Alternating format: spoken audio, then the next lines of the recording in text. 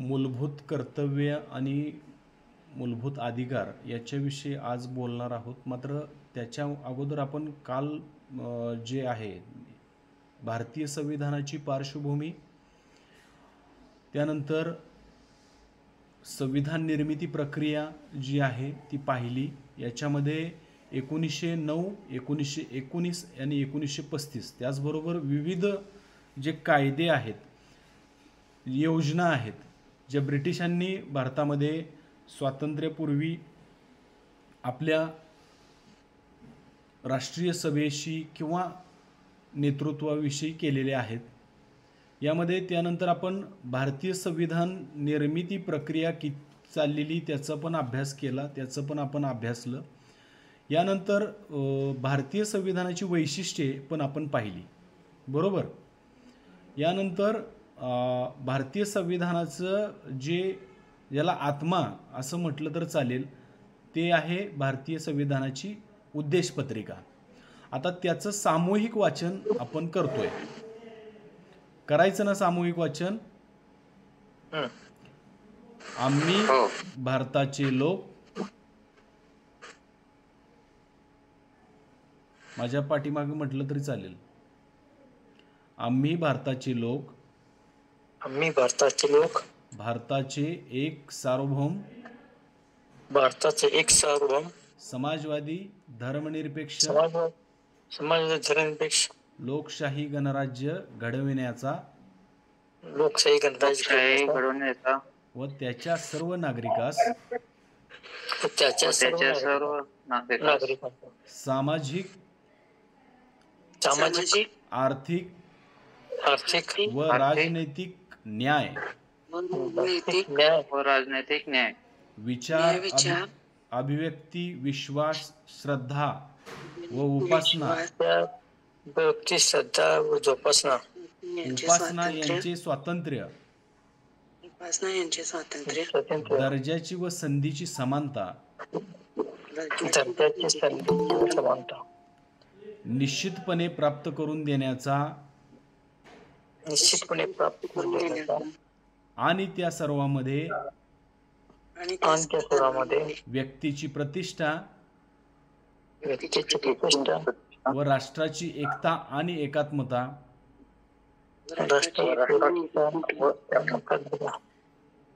यांचे आश्वासन देणारी बंधुता प्रवर्धित करण्याचा संकल्पपूर्वक निर्धार करून आमच्या संविधान सभेत आज दिनांक 26 नोव्हेंबर 1950 रोजी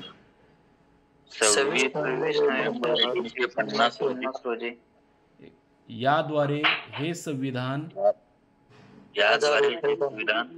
अंगीकृत आणि अधिनियमित करून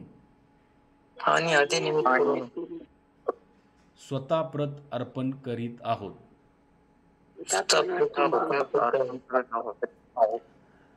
या ज्या वेळेस आपण अशा पद्धतीनं भारताच्या संविधान पत्रिकेचं, उद्देश पत्रिकेचं वाचन करतो, त्यामधील प्रत्येक जे शब्द आहेत, जे वाक्य आहेत, ते वाक्य, त्याचा अर्थ हा पूर्ण भारतीय सार्वभौमत्वाशी, भारताच्या स्वातंत्र्याशी निगडीत असलेला दिसून येतो. आम्ही भारताचे लोक म्हणजे आपण सगळे, वी द पीपल, म्हणजे यामध्ये भारताचे एक सार्वभौम म्हणजे भारतावरती कुठल्याही बाह्य किंवा अंतर्गत कोणत्याही शासन व्यवस्थेचं नियंत्रण असणार नाही किंवा त्याच्या नियंत्रणाखाली भारत असणार नाही. त्याचबरोबर समाजवादी धर्मनिरपेक्ष लोकशाही गणराज्य घडवण्याचा व त्याच्या सर्व नागरिकास, म्हणजे त्यामध्ये आपण जे कलम पाहिलेले आहेत या सगळ्या गोष्टीमध्ये, की त्यामध्ये तुम्ही जर बघितलं की एकूणच जी प्रक्रिया आहे संविधान निर्मितीमध्ये 42व्या घटना दुरुस्तीने समाजवादी धर्मनिरपेक्ष म्हणजे कुठल्याही धर्माला अधिकृत धर्म मानलेला नाही. सर्व धर्मांना, सर्व व्यक्तींना आपल्या आपल्या धर्माचे आचरण करण्याचा, प्रसार करण्याचा अधिकार आहे.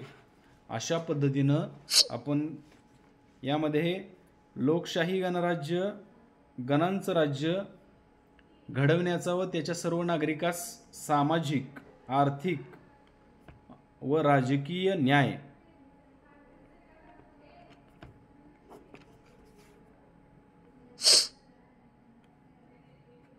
एकच मिनिट, आज सुट्टी असेल ना? हो, माहित नव्हतं सर. मॅडम म्हणले असं शिकता सगळं घेऊन जाऊ.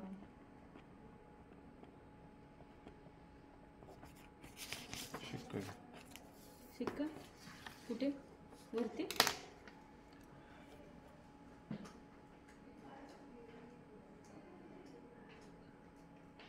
यामध्ये सामाजिक, आर्थिक, राजकीय न्याय ज्या आपण संविधानच्या ज्या प्रक्रियेमध्ये ज्यावेळेस पाहतो, याच्यामध्ये सर्व नागरिकांना आपले अधिकार हे मिळाले पाहिजेत.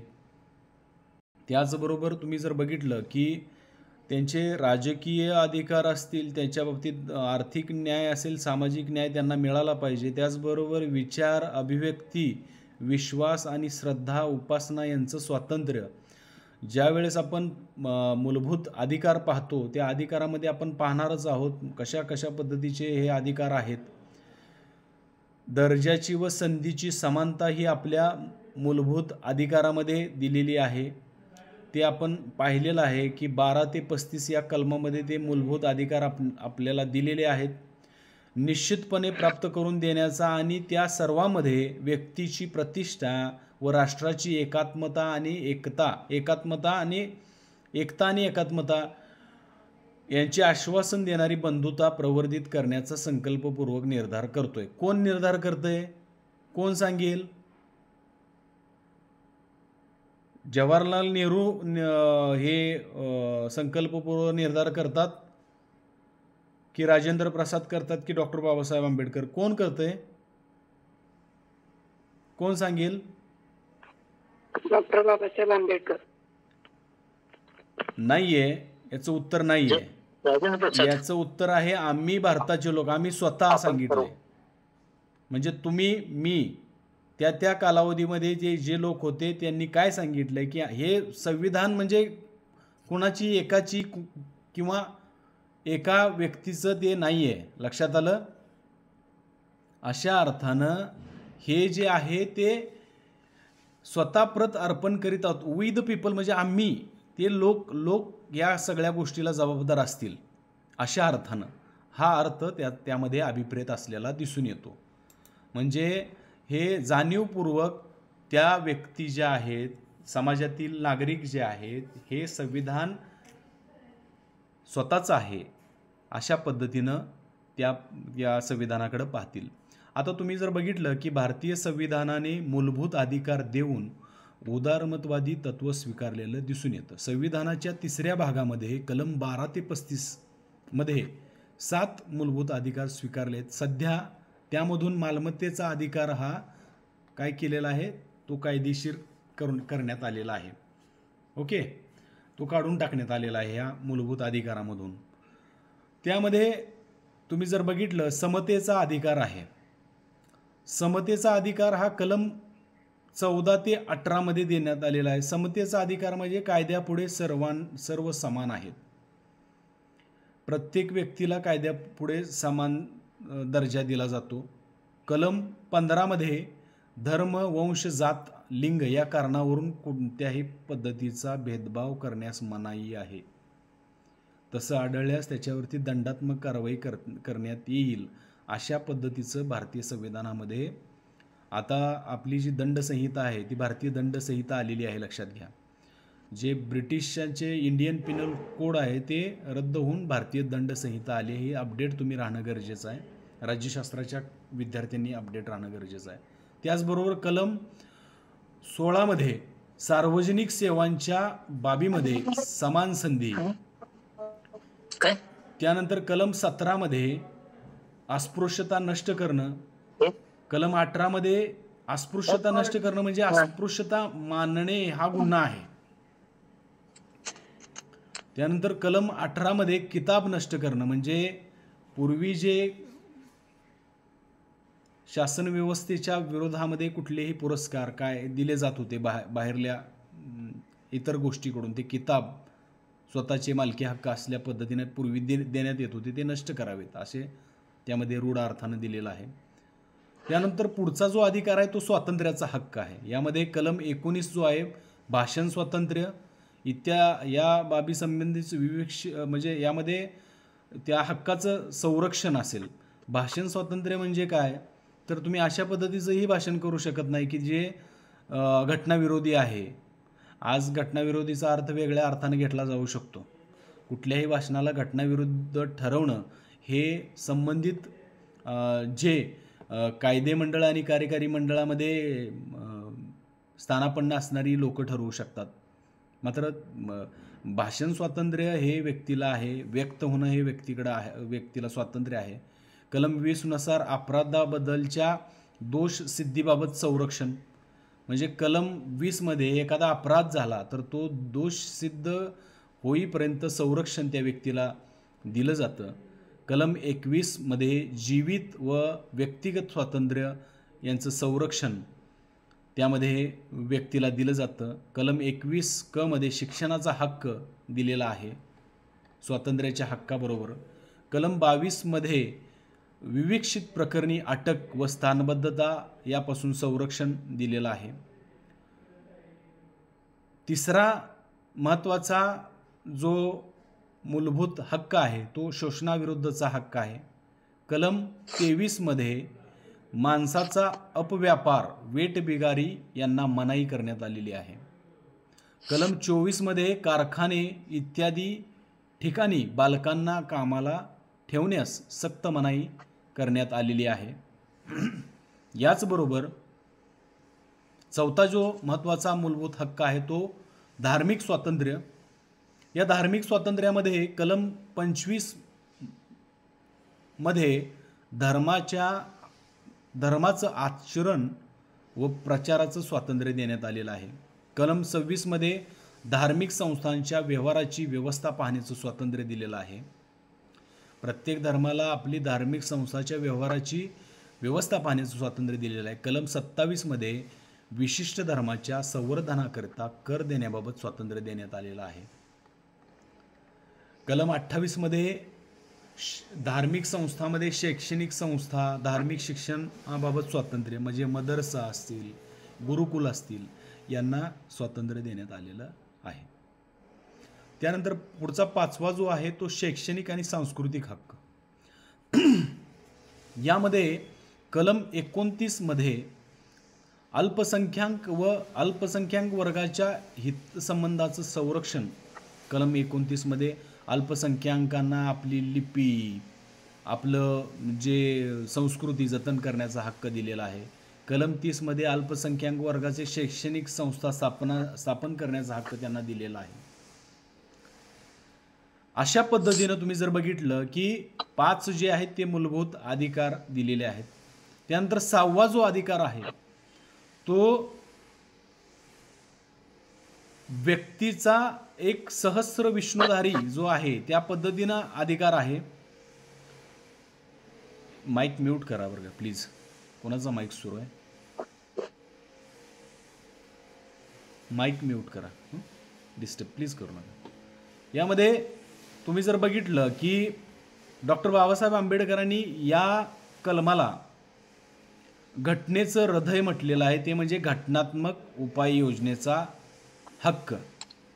आता घटनात्मक उपाययोजनेचा हक्क म्हणजे काय, तर यामध्ये कलम 32 हे नागरिकांना घटनात्मक उपाययोजनेचा अधिकार दिलेला आहे. यामध्ये कलम 32 तुम्हाला चित्रपट पण तुम्ही बघितलेला असेल.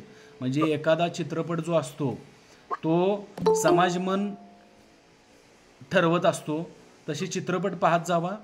म्हणजे आपलं जे विचार करण्याची जी शक्ती आहे ती आपली वाढते. त्याच्यामध्ये वेगवेगळ्या न्यायिक अर्थानं, स्वातंत्र्याच्या अर्थानं, समानतेच्या अर्थानं आपली विचार करण्याची कुवत ही वाढते. मी तुम्हाला जरूर सांगेन की जो कलम 32 आहे तो जो चित्रपट तेलुगूमध्ये आला होता तो जय भीम चित्रपट होता बघा. त्याच्यामध्ये अनुसूचित जाती म्हणजे ट्रायबलवरती अत्याचार होतात आणि त्याला कशा पद्धतीनं तुरुंगामध्ये डांबलं जातं आणि त्यामध्ये त्याची हत्या होते. मात्र याच्या अगोदर त्याच्यानंतरची जी प्रक्रिया आहे म्हणजे कलम 32मध्ये बंदी प्रत्यक्षीकरण म्हणजे त्या व्यक्तीला बेकायदा अटक केली, त्या अटकेची कारणं त्याला व्यक्तीला समजावी 24 तासाच्या आत समजणं गरजेचं आहे. त्याला वकील नेमण्याचा अधिकार, त्याच्या नातेवाईकाला बोलवण्याचा अधिकार आहे. म्हणजे एखाद्या नागरिकाला, म्हणजे मी तो अनुसूचित जाती आणि जमातीचाच म्हणत नाही आहे, मात्र सर्व नागरिकांना त्याला बंदी प्रत्यक्षीकरण या कलमाच्या आधारे त्याला त्याच्या अटकेची कारणं 24 तासाच्या आत समजावी लागतात. त्यानंतर त्याची जी बाकीची जी कलमं आहेत त्यामध्ये उत्प्रेक्षण आहे, परमादेश आहे, त्याच्यानंतर अधिकार फृच्छा आहे. ही जी कलमं आहेत ही व्यक्तिहिताच्या दृष्टिकोनातून अत्यंत महत्त्वाची आहेत. आलं का लक्षात तुमच्या? त्यानुसार या कलमाचा अभ्यास तुम्हाला करायचा आहे. यानंतर तुम्ही जर बघितलं की पुढं आपण जर गेलो म्हणजे खऱ्या अर्थानं ज्यावेळेस या सगळ्या गोष्टीचा आपण उहापोह किंवा अभ्यास करतो त्यामध्ये खऱ्या अर्थानं हे ज्या गोष्टी त्यामध्ये आलेल्या आहेत यामध्ये खऱ्या अर्थानं समाजवादी धर्मनिरपेक्ष अर्थानं या सर्व घटकांचा याच्यामध्ये समावेश केलेला दिसून येतो. आता याचबरोबर तुम्ही जर बघितलं की मूलभूत अधिकाराबरोबरच मार्गदर्शक तत्वे आपल्याला दिलेली आहेत. कलम 44 नुसार नागरिकामध्ये एकरूप नागरी संहिता असेल, कलम 45 मध्ये बालकांकरिता मोफत व सक्तीच्या शिक्षणाची तरतूद असेल, कलम 49 नुसार राष्ट्रीय महत्त्वाची स्मारके असतील किंवा स्थाने आणि वस्तू यांचं संरक्षण करणं, त्याचबरोबर कलम 50 नुसार न्याय यंत्रणा कार्यकारी यंत्रणेपासून अलग ठेवणं आणि कलम 51 नुसार आंतरराष्ट्रीय शांतता व सुरक्षा यांचं संवर्धन अशा माध्यमातून अशा प्रकारची उदारमतवादी तत्वाचा प्रभाव भारतीय संविधानावरती पडलेला दिसून येतो. यानंतर समाजवादी विचाराचा प्रभाव जो आहे म्हणजे भारतातील बेरोजगारी गरिबी दूर करण्याचा योग्य मार्ग म्हणजे समाजवाद असे विधितज्ञांना वाटले. त्यामुळे समाजवाद हा व्यक्तिवादाला विरोध करतो, त्याबरोबर तो खाजगी मालमत्ता रद्द करतो आणि समाजवादात सामुदायिक मालकी आणि उत्पादनाच्या साधनावर वाटपावर राज्याचे नियंत्रण असते. समाजवादाचा अर्थ समता आणि सामाजिक न्याय हा त्याचा मुख्य पाया आहे. पंडित जवाहरलाल नेहरू यांच्यावरती समाजवादाचा प्रभाव असलेला दिसून येतो. म्हणूनच तुम्ही जर बघितलं की 1976च्या 42व्या घटनादुरुस्तीने भारतीय संविधानाच्या सरनाम्यामध्ये, आताच आपण सरनाम्याचं वाचन केलं, त्यामध्ये उद्देशपत्रिकेमध्ये समाजवादाच्या ह्याचा अर्थ समाजवादाचा त्यामध्ये समावेश केलेला दिसून येतो. भारतीय संविधानाच्या सरनाम्यामध्ये समाजवादाच्या उद्दिष्टांना आदराचे उच्च स्थान देण्यात आलेले दिसून येते. समाज घडवण्यासाठी समाजवाद हे मुख्य भूमिका बजावत असतं. म्हणजे आर्थिक समानता आणण्यासाठी महत्त्वाचं माध्यम हे समाजवाद आहे. समाजवादाशी असलेली बौद्धिक आणि भावनिक बांधिलकी यांचा संसदीय पद्धतीवरचा विश्वास हा दृढ असलेला दिसून येतो. भारतात न्यायाची समानता, कायद्यापुढे समानता, संधीची समानता, विकासाची समानता हा समाजवादाचा पाया आहे. तर प्रत्येक व्यक्तीला किमान पैसे मिळवण्याची संधी उपलब्ध करून देणं हे समाजवादाचं मुख्य ध्येय असलेलं दिसून येतं. या अंतर्गत राज्य उत्पादनाच्या साधनाचे समान वाटप करून बेरोजगारी, असुरक्षितता, आर्थिक असमानता दूर करेल. समाजवाद कुवतीप्रमाणे काम व गरजेप्रमाणे दाम हा देऊन सामाजिक न्याय प्रस्थापित करतो. भारताच्या संदर्भामध्ये समाजवादी तत्वाचा समावेश संविधानाच्या मूलभूत अधिकारातील समतेच्या अधिकारात व राज्याच्या धोरणाच्या मार्गदर्शक तत्वात करण्यात आलेला दिसून येतो. आता भारतीय राज्यघटनेच्या उद्देशपत्रिकेमध्ये भारतातील प्रत्येक व्यक्तीला दर्जाची व संधीची समानता दिली जाईल असं सांगितलेलं आहे. तर समानतेच्या अधिकारात कलम 14 कायद्यापुढे समानता, कलम 15 धर्म वंश जात यामध्ये भेदभाव करण्यास मनाई आणि कलम 16 मध्ये सार्वजनिक सेवांच्या बाबीमध्ये समान संधी दिली जाईल. म्हणजेच नोकरी असेल किंवा इतर गोष्टीमध्ये तुम्हाला संधी नाकारता येणार नाही. कलम 31 जे आहे ते मालमत्तेचा अधिकार, कलम 31 क मध्ये संपादाचे काम की कलम 31 ख मध्ये विवक्षित विधिनियम विधिग्राह्य करणं आणि कलम 31 ग मध्ये लोकांचे नीती निर्देशक तत्वे अंमलात आणणाऱ्या कायद्याची वृद्धी करणं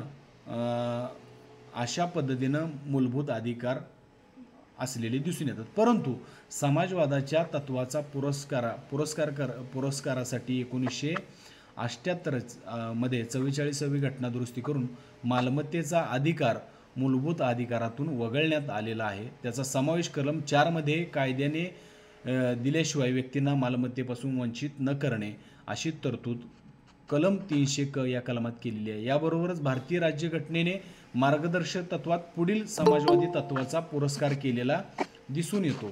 आता मार्गदर्शक तत्वामध्ये कुठली कलम ही केलेली आहेत? कलम 38 मध्ये राज्याने लोककल्याणाच्या संवर्धनासाठी समाज व्यवस्था प्रस्थापित करणं, कलम 39 मध्ये राज्याने अनुसरायच्या धोरणाची तत्व मान्य विकसित करणं किंवा ते विस्तारित करणं, कलम 39 क मध्ये स्त्री पुरुष नागरिकांना उपजीविकेची पुरेसे साधन मिळवण्याचा समान अधिकार देण्यात आलेला आहे. कलम 39 ख मध्ये समाजाच्या हिताला उपकारक होईल असे भौतिक संपत्तीचे वाटप करणं, कलम 39 ग मध्ये संपत्ती आणि उत्पादनाच्या साधनाचे केंद्रीकरण होणार नाही हे पाहणं आणि कलम 39 घ स्त्री पुरुषांना समान कामासाठी समान वेतन देणं, कलम 41 मध्ये कामाच्या शिक्षणाचा विवक्षित बाबतीमध्ये लोकसहाय्याचा हक्क, कलम 42 मध्ये कामाबाबत न्याय व मानवीय परिस्थिती आणि प्रसूतीविषयक सहाय्याची तरतूद करणं, कलम 43 मध्ये कामगारांना निर्वाह वेतन, कलम 43 क मध्ये उद्योगधंद्याच्या व्यवस्थापनामध्ये कामगारांचा सहभाग, कलम 46 मध्ये अनुसूचित जाती, अनुसूचित जमाती आणि इतर दुर्बल घटकांचे शैक्षणिक व आर्थिक हितसंबंध व्यवस्थित करणं, कलम 47 मध्ये माईक म्यूट करा प्लीज. पांडुरंग काय आडनाव आहे? पांडुरंग, आवाज येतोय माझा? माईक म्यूट करा आपला. माईकवर क्लिक करा आणि म्यूट करा वरती. यामध्ये कलम 47 मध्ये पोषण व राहणीमान उंचावणे आणि सार्वजनिक आरोग्य सुधारणे हे राज्याचे कर्तव्य इत्यादीद्वारे राज्याच्या धोरणाच्या मार्गदर्शक तत्वे जे आहेत यामध्ये गरिबी दूर करणं, उत्पादकता वाढवणं, अर्थव्यवस्था, नवीन विचारांचा समावेश, मक्तेदारीला विरोध करणं, वर्ग, जात, धर्मामधील असमानता कमी करण्याचा प्रयत्न केलेला आहे. राज्याच्या धोरणाच्या मार्गदर्शक तत्वामध्ये झालेली सामाजिक व आर्थिक न्याय ही संकल्पना महत्त्वाची आहे. राज्यघटनेमध्ये समाविष्ट झालेली जमीनदारी पद्धती नष्ट करण्याला उद्युक्त करणारी किंवा ती नष्ट करण्यास प्रोत्साहित करणारी कलम म्हणजे मालमत्तेचे संदर्भ बदलणारी आणि आतापर्यंत मागे पडलेल्या अन्याय सोसावा लागलेल्या घटकांना शिक्षणामध्ये आणि रोजगारात प्राधान्य देणारी कलमे सार्वजनिक परिवर्तनासाठी महत्त्वाची असलेली दिसून येते. यानंतर तुम्ही गांधीवादाचा प्रभाव भारतीय राज्यघटनेवरती असलेला दिसून येतो किंवा भारताच्या मार्गदर्शक तत्वावरती डिरेक्टिव्ह प्रिन्सिपल जे आहे त्याच्यावरती असलेला दिसून येतो. भारतीय राज्यघटनेमध्ये गांधी विचारांचाही समावेश करण्यात आलेला आहे. महात्मा गांधीजींच्या सत्य, अहिंसा, सत्याग्रह इत्यादींचा प्रभाव राज्यघटनेवर पडलेला आहे.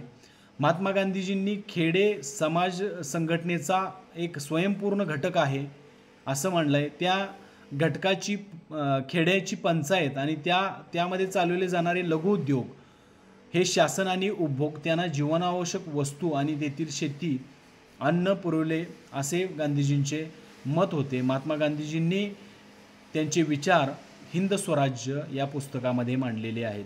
महात्मा गांधीजींनी सत्य, अहिंसा, व्यक्ती स्वातंत्र्य, विकेंद्रीकरण या तत्वाचा त्यांच्यावरती प्रभाव असलेला दिसून येतो. त्याच्या विचारातूनच पुढे पंचायत राज्य व्यवस्था स्वीकारली आणि पंचायत राज्य व्यवस्था ही सामाजिक राजकीय बदलासाठीची गरजेची आहे.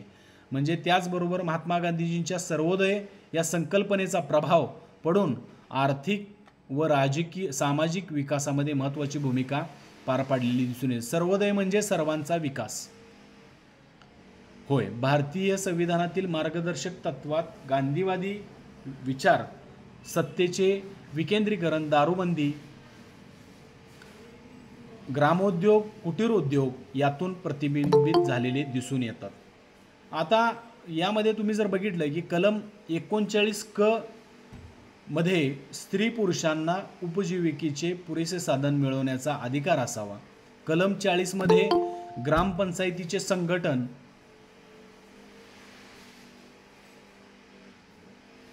कलम 43 कामगारांना निर्वाह वेतन, कलम 45 बालकांकरता मोफत व सक्तीचे शिक्षणाची तरतूद, कलम 46 मध्ये अनुसूचित जाती, जमाती आणि इतर दुर्बल घटकांचे शैक्षणिक व आर्थिक हितसंवर्धन, कलम 47 मध्ये पोषणमान व राहणीमान उंचावणं आणि सार्वजनिक आरोग्य सुधारणं हे राज्याचं कर्तव्य असेल. कलम 48 मध्ये कृषी संवर्धन यांची सुसूत्र व्यवस्था आणणे आणि कलम 48 क मध्ये पर्यावरणाचं संवर्धन करणं आणि वने व अन्य सजीव सृष्टी याचं रक्षण करणं. या कलमामध्ये गांधीवादी विचाराचा प्रभाव असलेला दिसून येतो. सत्तेचे विकेंद्रीकरण करून 1959 पासून पंचायत राज्य व्यवस्थेला सुरुवात झालेली आहे. ग्रामोद्योग, कुटीर उद्योगांना प्रोत्साहन दिले जात आहे. महात्मा गांधीजींनी पर्यावरणाबाबतही विचार मांडले. त्याबाबत ते म्हणतात की पर्यावरणाकडून आपल्याला गरजा पूर्ण होणे इतपत मिळते, परंतु आपली लालसा पूर्ण होणे इतपत नाही. अशा पद्धतीनं महात्मा गांधीजींनी पर्यावरणाविषयी आपले विचार व्यक्त केलेले दिसून येतात. हे आपल्या मार्गदर्शक तत्वामध्ये समाविष्ट असलेलं दिसून येतं. यामध्ये संविधान हे सामाजिक आणि आर्थिक बदलाचं साधन असलेलं आहे. यामध्ये भारतीय लोकशाही व्यवस्थेने देशाच्या सामाजिक जीवनात परिवर्तन घडवून आणण्यात फार मोठे योगदान दिलेले आहे. याचं सर्वस्वी महत्त्व भारतीय संविधानाला द्यावं लागतं. भारतीय संविधान हे सामाजिक परिवर्तनाचे एक साधन आहे. यामध्ये तुम्ही जर बघितलं की लोकशिक्षणाच्या कार्यामुळे सामाजिक परिवर्तनाला चालना मिळून गती प्राप्त झालेली आहे. स्वातंत्र्यापूर्वी कनिष्ठ समजल्या जाणाऱ्या जातीमध्ये स्वातंत्र्योत्तर काळामध्ये मोठ्या प्रमाणामध्ये जागृती झाली असून या जाती जमाती भारतीय राजकारणामध्ये मुख्य प्रवाहात येताना दिसत आहेत. त्यांच्या जाणीव व जागृती होण्यासाठी अनेक घटक कारणीभूत असले तरी संविधान हे प्रमुख कारण आहे. मतदान करणं, निवडणुकीसाठी उमेदवार म्हणून उभा राहणं, एक व्यक्ती एक मत एक मूल्य यामुळे भारतीय समाजाला राजकीय समानतेची खऱ्या अर्थाने जाणीव झाली. सामाजिक क्षेत्रातही समतेच्या तत्वाला काही प्रमाणात मान्यता मिळाली आणि तुम्ही जर बघितलं की विविध भाषा आणि संस्कृती असूनसुद्धा लोकांच्या सामाजिक दृष्टिकोनात बदल घडवून आणण्याचं महत्त्वपूर्ण कार्य भारतीय संविधानाने केलेलं दिसून येतं. भारतीय संविधानाने स्त्री पुरुष समानतेच्या तत्वाचा अंगीकार करून व्यक्तीमध्ये वंश, धर्म, जात, लिंग भेदभाव करता येणार नाही असं स्पष्ट केलेलं दिसून येतं. स्त्रियांना पुरुषाच्या बरोबरीनं हक्क प्राप्त झाल्यामुळे अनेक क्षेत्रामध्ये स्त्रियांच्या खांद्याला खांदा लावून पुरुषाच्या खांद्याला खांदा लावून स्त्रिया काम करताना दिसून येतात. स्वातंत्र्यापूर्वी स्वातंत्र्यानंतरची स्त्री या तुलनेत निश्चितच भारतीय स्त्रियांना सामाजिक राजकीय दर्जा त्यांचा उंचावलेला दिसून येतो. याचं श्रेय खऱ्या अर्थानं भारतीय संविधान आणि भारतीय संविधान निर्मितीच्या प्रक्रियेमध्ये समाविष्ट असणाऱ्या सर्व सुजाण जनतेला आणि तिथल्या नेतृत्वाला जातं. यामध्ये तुम्ही जर बघितलं की अशा अर्थानं तुम्हाला एकंदरीतच मूलभूत अधिकार जे आहेत ते कुठले आहेत असा प्रश्न तुम्हाला विचारला जाऊ शकतात. त्यानंतर मार्गदर्शक तत्त्व यामध्ये समाजवादी गांधीवादी तत्त्व कुठली आहेत याचं तुम्हाला चांगल्या पद्धतीनं टिपा लिहा दीर्घोत्तरीसाठी विचारलं जाऊ शकतं. यामध्ये कुणाला काय प्रश्न आहेत?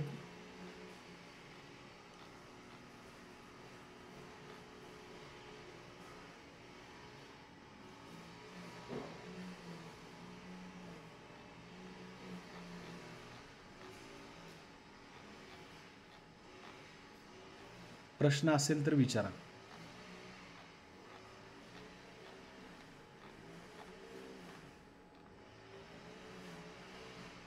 त्यानंतर आपण पुढचा जो घटक आहे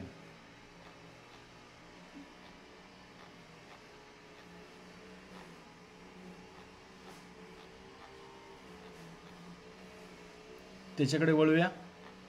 काय शंका आहे कुणाला?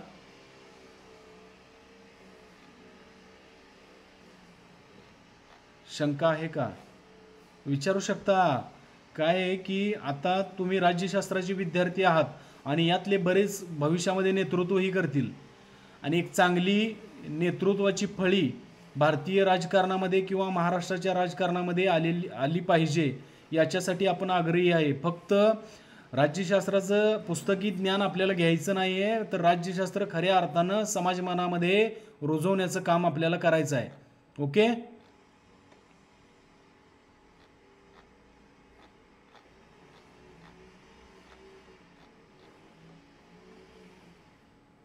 विचारा बिनधास्त.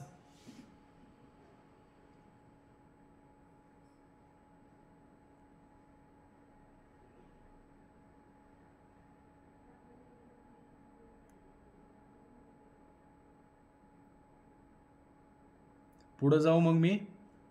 पुढं घ्यायचं का? बोला. माझा आवाज येतोय ना सगळ्यांना?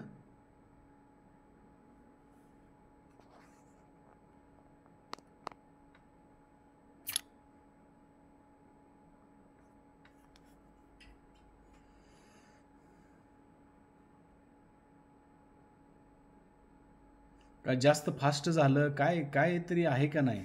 म्हणजे कुठलंही संवाद हा एकांगी नसून तो दोन्ही बाजूने संवाद झाला पाहिजे, त्याला सुसंवाद म्हणतात.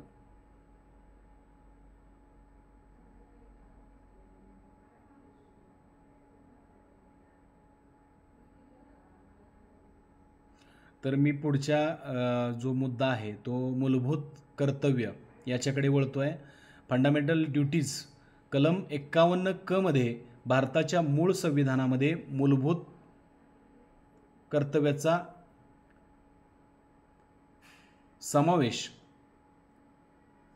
नव्हता.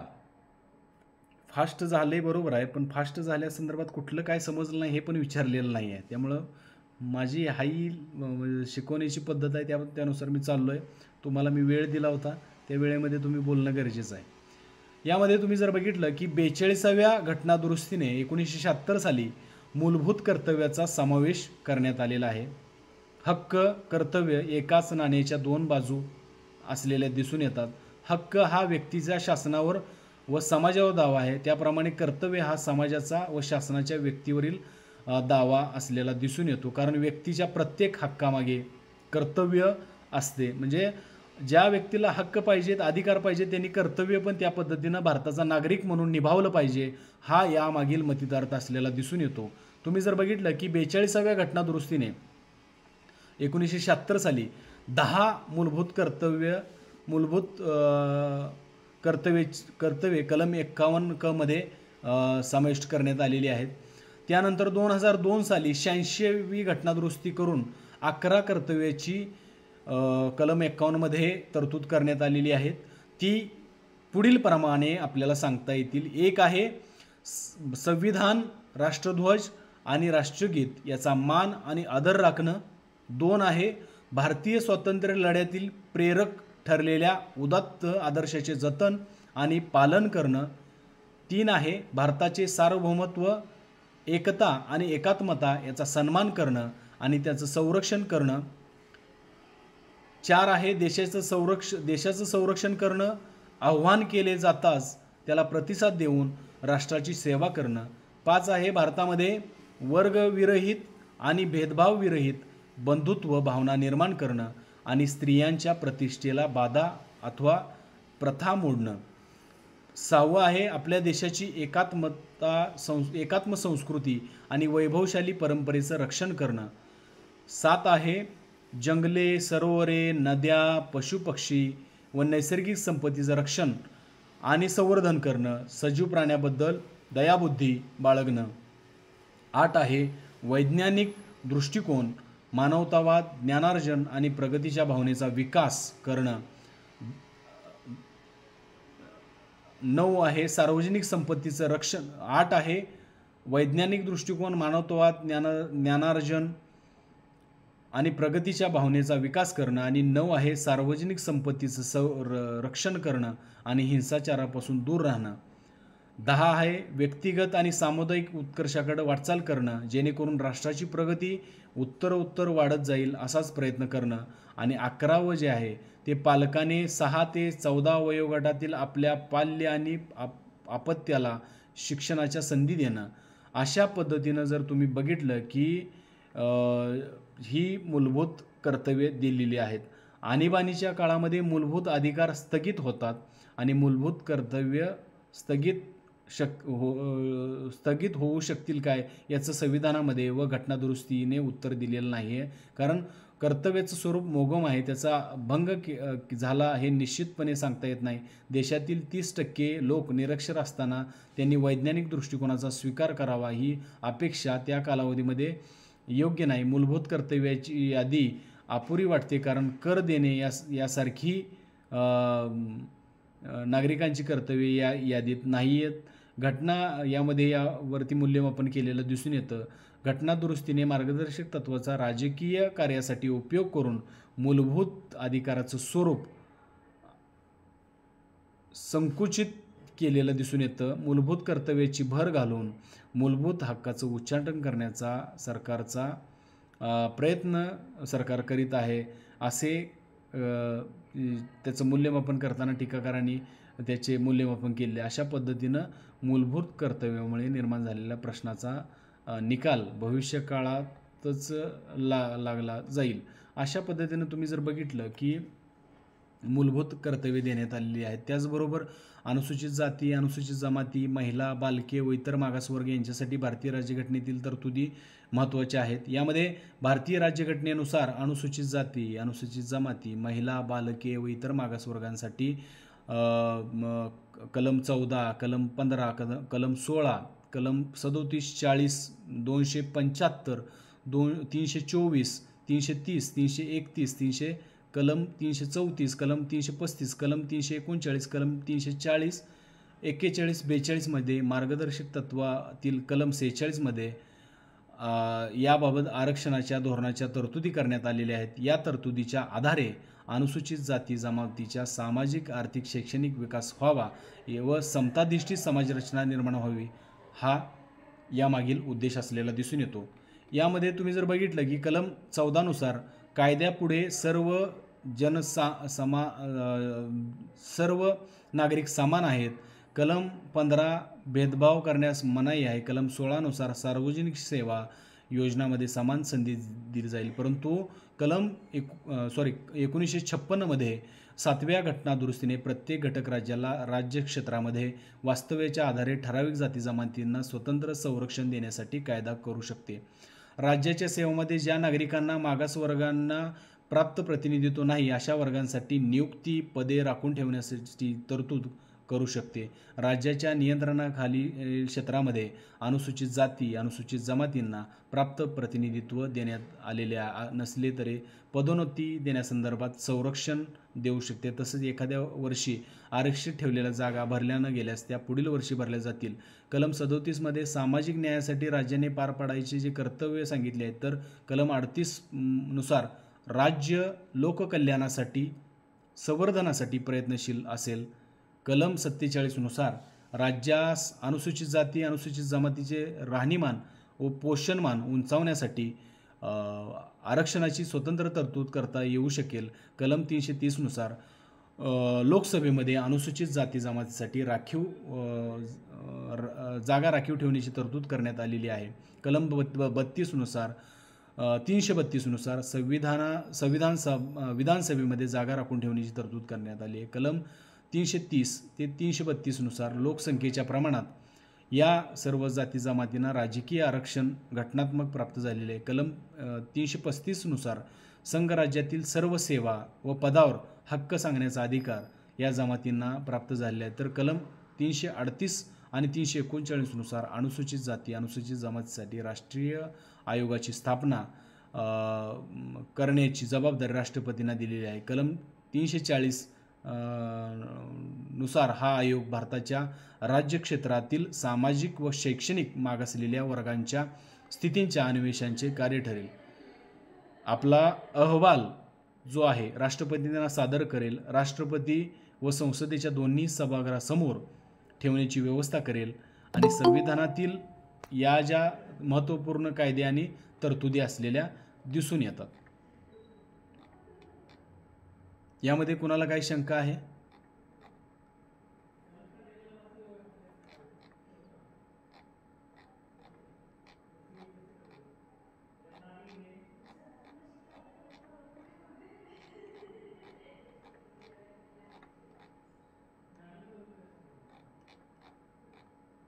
काय अडचण असेल तर विचारा, प्रश्न असेल तर विचारा.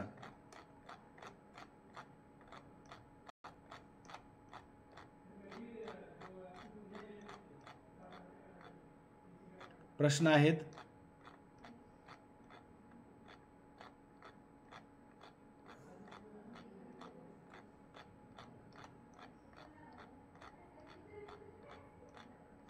प्रश्न आहेत का?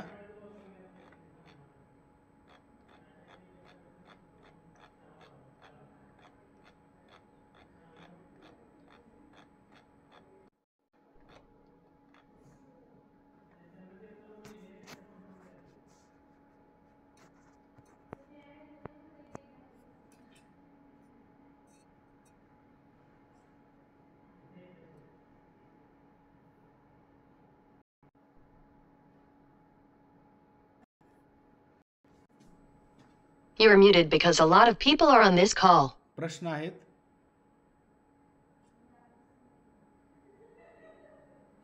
प्रश्न आहेत का? प्रश्न कोणाला पडतात की नाही?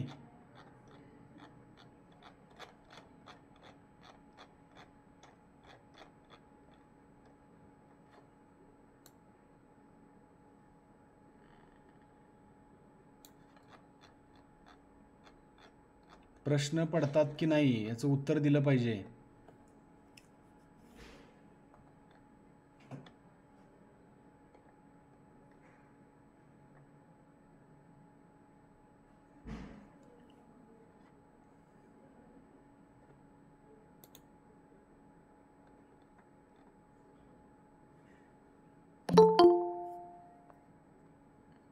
प्रश्न जर पडत नसेल तर थांबूया आपण. थांबायचं. तर पुस्तकं कधी भेटणार आहेत आम्हाला? हे पहा, नवीन एज्युकेशन पॉलिसीनुसार पुस्तकाचं काम सुरू आहे. पुस्तकं तुम्हाला मिळतील, पण त्याच्या अगोदर मी जे लेक्चर घेतलेले आहेत ते चांगल्या पद्धतीने तुम्ही ऐकली तर तुम्हाला पुस्तकं मिळतीलच, नोट्स मिळतील, त्याचं काही अडचण नाही आहे. त्याचे PDF पण मी ग्रुपवरती देणार आहे लवकरच तुम्हाला.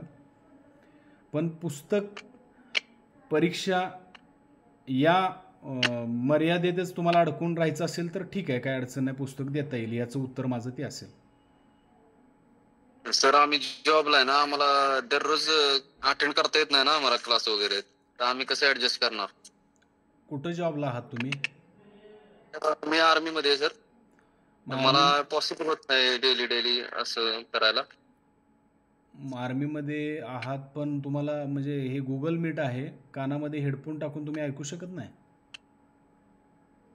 हेडफोन आणि मोबाईलचा वापर बंद आहे, ते हेडफोन कुठनं टाकणार असं आहे ना. ठीक आहे, ओके, याची व्यवस्था ठीक आहे, PDF दिल्या जातील. पुढं मी सिलेबस संदर्भात प्रश्न विचारा म्हटले, त्या प्रश्न औपचारिक कॉमन जे आहे सिमच्या संदर्भात त्या सगळ्या गोष्टी कॉमन बोलल्या जातील. आता लेक्चरच्या विषयी लेक्चरचंच बोलायचं. चालतंय सर, धन्यवाद. ओके, पुढं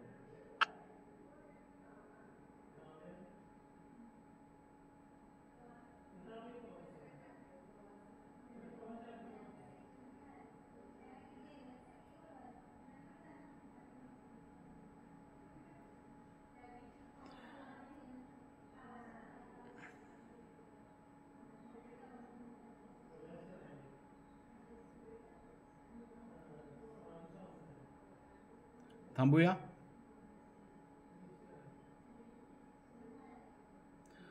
जो उद्याच्या लेक्चरमध्ये special provision under Indian constitution, त्याच्यानंतर इंडियन फेडरल सिस्टीम जी आहे त्याच्याविषयी पण मी बोलणार आहे.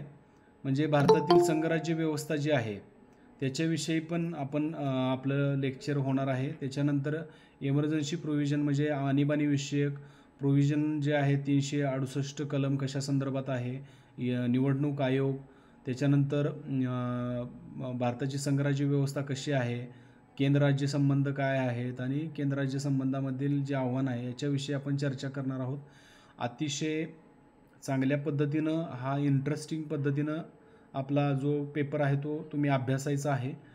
परीक्षेला सामोरे जाताना कुठल्या अडचणी येऊ शकतात याच्याविषयी आपण चर्चा करणार आहोत. मात्र माझी एक अपेक्षा, माफक अपेक्षा एवढीच आहे, पुस्तकं तुम्हाला मिळून जातील किंवा त्याच्या नोट्स पण मिळून जातील. मात्र याच्यापुरतं तुम्ही फक्त अवलंबून राहू नका. खऱ्या अर्थानं तुम्ही पॉलिटिकल सायन्सचे विद्यार्थी, भविष्यामध्ये पॉलिटिकल सायन्स जे आहे याच्यामध्ये तुम्हाला करिअर करता यावं, त्याचा फायदा तुम्हाला तुमच्या जीवनामध्ये व्हावा, एवढीच यामागील माफक अपेक्षा आहे. जे कॉमन प्रश्न जे आहेत त्याच्याविषयी आपण चर्चा कॉमनच करणार आहोत. आपली जी लेक्चर सिरीज आहे ते आता आपण जे आपलं कॉन्टॅक्ट सेशन आहे याचा हे टाईम टेबल एखादा दिवस वाढू शकतो, कमी होऊ शकतो, लक्षात घ्या. टाईम टू टाईम सगळ्या गोष्टी म्हणजे एका दिवस मी 2 लेक्चर घेतले, एका दिवस एकच लेक्चर घेतलं आणि ते संपवलं असं नाही. त्यामध्ये तुम्हाला त्या सुचावं, त्यामध्ये बोलता यावं, तुम्हाला हे मुक्त व्यासपीठ आहे. फक्त एकांगी संवाद होतो आहे. आणि आजच्या नंतर प्रश्न विचारला जाऊ शकतो की आता एक्झाम कधी होणार आहे. नाही, प्रश्न पुस्तकाच्या संदर्भात विचारलेला तो योग्य आहे, पण एक्झाम कधी होणार आहे आणि ती एक्झाम दिली का झालं, पेपर लिहिलं का आपला विषय संपला, असं होतं का? ते तसं नाही आहे. ते एक्झामचं शेड्यूल पण तुम्हाला ग्रुपवरती जे BAचे प्राध्यापक आहेत ते तुम्हाला नोटिफिकेशन वेळोवेळी टाकतील. एक्झामचं असेल, असाइनमेंटचं असेल, त्याच्यानंतर तुम्हाला स्वाध्यान साहित्य म्हणजे तुमचे सिम्स आहेत ते तुम्हाला ॲव्हेलेबल होतील. त्यानुसार तुम्ही आता सगळ्या गोष्टीमध्ये म्हणजे नवीन एज्युकेशन पॉलिसीमध्ये मी मागच्या लेक्चरला पण सांगितलं होतं की अभ्यासक्रम पूर्ण चेंज झाला आहे आणि तुम्ही परिवर्तनाच्या टप्प्यावर आहात. आलं का लक्षात? परिवर्तनाच्या टप्प्यावर म्हणजे सगळे आज नोट्स जे पुस्तक प्रक्रिया जी आहे ती प्रक्रिया सुरू आहे. त्यामध्ये सिलेबस डिझाईन झाला, सिलेबस डिझाईन झाल्यानंतर पुस्तक प्रक्रिया जी बनवायची आहे ती प्रक्रिया सुरू आहे. म्हणजे एखाद्या वेळेस एमर्जन्सीची परिस्थिती निर्माण होते. म्हणजे तुम्ही आता जे आर्मीमध्ये आहेत त्यांना समजू शकतं की एमर्जन्सीला ते कुठल्याही आता अचानक त्यांना कुठंही बोलवू शकतात. बरोबर आहे ना राहुल? बरोबर आहे सर, तुमच्या मताला सहमत आहे मी. अचानक तुम्हाला ज्या पद्धतीनं कुठेही बोलवू शकतात त्याच पद्धतीनं 2020 साली जो नवीन शैक्षणिक धोरणाचा कायदा पास झाला त्याच्यानंतर BAची पहिली बॅच जी आहे ती ही पहिली बॅच आहे की जी NEPमध्ये आलेली आहे. त्या बॅचनुसार जे नवीन स्किल एन्हान्समेंटचे पेपर आहेत, ओपन इलेक्टिव्ह पेपर आहेत, याच्यामध्ये जे बदल झाला आहे त्यानुसार साहित्य निर्मिती सुरू आहे आणि ती लवकरात लवकर तुम्हाला उपलब्ध करून देण्याचा हा प्रयत्न गुणात्मक पातळीवरती शिवाजी विद्यापीठ करत आहे, दूरशिक्षण केंद्र करत आहे. त्यांना तुम्ही सहकार्य करा. फक्त जाणीवपूर्वक मी एवढंच सांगेन की जी ही लेक्चर्स होतात, दिलेल्या ग्रुपवरती सूचना आहेत त्याचं पालन तुम्ही योग्य पद्धतीने केलं तर खऱ्या अर्थानं तुम्ही हा BAचा प्रोग्रॅम यशस्वीपणे पास होणारच याची मी खात्री तुम्हाला देतो.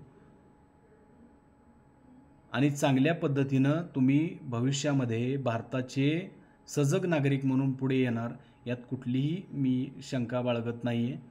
त्यामुळं जे लेक्चर्स आहेत त्या लेक्चरला तुम्ही अटेंड व्हा. आणि कधी काळी लाईट नसते, काहीतरी प्रॉब्लेम असतात, म्हणजे नैसर्गिक म्हणजे आसमानी आणि सुलतानी संकट हे दोन्हीही संकटे येऊ शकतात. त्यावेळेस तुम्ही त्या आसमानी आणि सुलतानी संकटाच्या वरती मात करून तुम्ही तुमच्या अभ्यासाला, तुमच्या प्रोग्रॅमला, BAला ॲडमिशन घेतलेल्या प्रोग्रॅमला न्याय द्यावा एवढीच मी तुमच्याकडून अपेक्षा बाळगतो. आपला जो सिलेबस आहे त्याच्यानुसार आपण सुरू आहे आपलं सगळं चांगल्या पद्धतीनं. ओपन इलेक्टिव्हचे काही विद्यार्थ्यांनी विषय ठेवले असतील किंवा स्किल एन्हान्समेंटच्या ठेवलेल्या असतील त्याच्यावरती आपण चर्चा करू. पण जो आता मेजर DSC मधला जो विषय आहे इंडियन कॉन्स्टिट्यूशन म्हणजे भारतीय संविधान याच्याविषयीही आपण सांगोपांग चर्चा करणार आहोत. याच्यामध्ये तुम्हाला काय अडचण असेल तर आपण मी तुम्हाला माझा जो नंबर आहे त्याच्यावरती मेसेज केला तरी काही हरकत नाही. त्या मेसेजला माझा रिप्लाय असेल तुमच्या, म्हणजे ज्या विद्यार्थ्यांनी भारतीय राज्यघटना हा विषय निवडलेला आहे.